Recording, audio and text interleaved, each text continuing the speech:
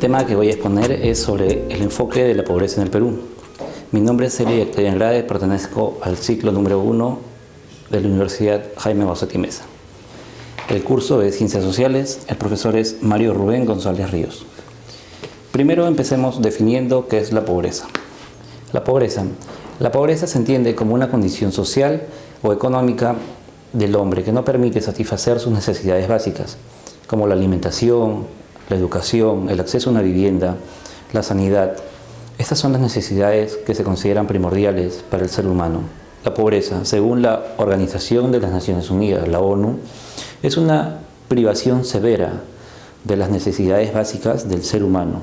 Primero debemos entender qué significa pobreza. La pobreza es una condición social y económica de la población que no permite satisfacer sus necesidades básicas. Debido a las consecuencias graves que genera la pobreza, hay muchas organizaciones gubernamentales y no gubernamentales que destinan recursos anualmente, periódicamente, para combatir esta pobreza, ya sea en alimentación, ya sea en educación y en brindar mejor calidad de vida a las personas que sufren de este mal. En ese sentido podemos definir por tipos de pobreza. La pobreza de tipo social. Esta pobreza es la que se genera en la sociedad, donde los miembros que pertenecen a ella se ven carentes de acceder a los servicios básicos, como dijimos, a la educación, a la sanidad, al acceso a una vivienda propia. Entonces, esto se genera solo en esta sociedad. Ese es el tipo de pobreza social. Dependiendo de la medición utilizada, tenemos a la pobreza absoluta. La pobreza absoluta se define porque se encuentra debajo del mínimo establecido por el gobierno, de acuerdo a ciertos estudios que se han realizado. Tenemos también a la pobreza estructural.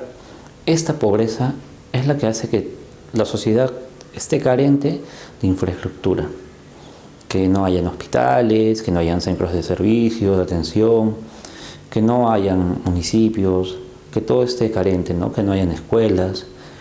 Esta es una pobreza estructural. También tenemos a la pobreza coyuntural. Esta pobreza es medida por la condición monetaria.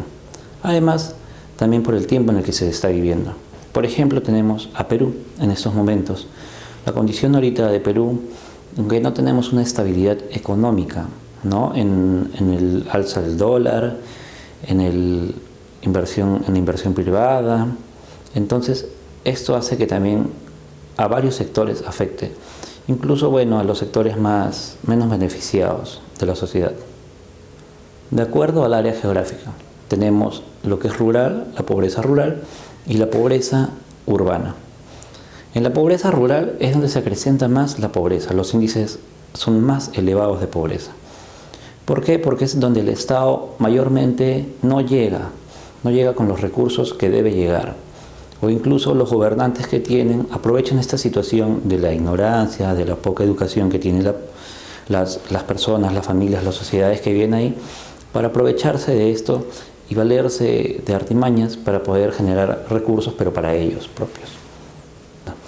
La pobreza urbana mayormente es porque se expanden las ciudades y cogen zonas rurales que ya están dejándolas de lado, y esto hace que se genere esa situación de que ya no es una zona rural, sino es una zona urbana que está pobre, que está empobrecida, porque las ciudades van creciendo de acuerdo a la migración de las áreas rurales hacia la costa, ¿no?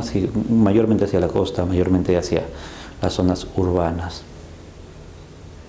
También tenemos a la pobreza dependiendo a quién y cómo afecte. Tenemos a la pobreza extrema. En este caso es porque la sociedad, en este caso, va directamente enfocado a una familia. Esta familia carece de los servicios básicos, carece de recursos para integrarse a la sociedad, ¿no? A las diversas actividades que puede generarse con la sociedad. Entonces hace que esta pobreza impida, ¿no? el desarrollo normal ante la sociedad. También tenemos a la pobreza infantil. La pobreza infantil es considerada desde los 16 años hasta menos. Esto se mide de acuerdo a los niveles, ya sea de enfermedades, de educación, de trabajo también, porque se ve el trabajo infantil. Todo esto está prohibido, pero igual se mide de acuerdo a las estadísticas. También tenemos a la pobreza material. Este tipo de pobreza es cuando las personas no tienen acceso a ese tipo de materiales, como son, por ejemplo, el empleo estable, la escolaridad, sufren de analfabetismo. Esto hace que se consideren como una pobreza material. Ahora vamos a ver estadísticas. La pobreza en el Perú aumentó por primera vez en ese siglo, en el año 2017, a raíz del año anterior, en donde afectó a 6.906.000 personas, según estadísticas del Instituto Nacional de Estadísticas Informáticas, el INEI.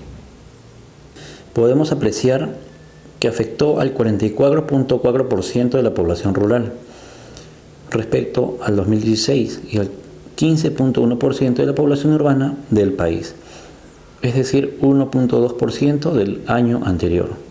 La incidencia de pobreza en la sierra rural alcanzó al 48.7% de la población, en la selva al 41.4% y en la zona rural al 24.6%. Estos estudios que hace el INEI son de acuerdo a una línea de pobreza.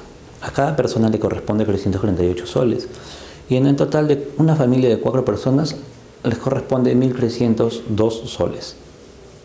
En ese sentido, a una persona en la canasta familiar le correspondería 183 soles y en una familia de 4 personas a la canasta familiar le correspondería 732 nuevos soles por cápita. El INEI considera pobreza a una o más personas debajo del nivel de bienestar, debajo de la línea de nivel mínimo aceptado. Como hemos podido apreciar, la pobreza es un mal que nos afecta a todos. Acá en Perú, la pobreza se vio acrecentada a partir del año 2017, en donde se aumentó en el 1%, según las estadísticas. Tenemos que tener en cuenta que a mayor desempleo es el menor ingreso económico para las familias. Eso hace que la pobreza se sienta en las familias que son menos favorecidas. Si bien la estabilidad de la economía ayudó a que las empresas privadas inviertan en el Perú, pero en el día de hoy, en estos momentos, estamos pasando por una crisis política que hace que también afecte a la sociedad, porque hay muchas empresas que se están yendo, hay algunas que ya cerraron, hay algunas que también están a la espera por la estabilidad del dólar y de lo que venga a suceder durante estos meses venideros, ¿no? La política del Estado también tiene que cambiar en algunas reformas, como por ejemplo para la alimentación, para el desempleo, para la educación. Eso tenemos que tenerlo en cuenta, ya que a veces son políticas que se han venido trabajando desde hace años, 20 años, 30 años, y siguen siendo las mismas cuando los tiempos ya han cambiado. Eso hace que no llegue a la población que se ve realmente afectada. Muchas gracias.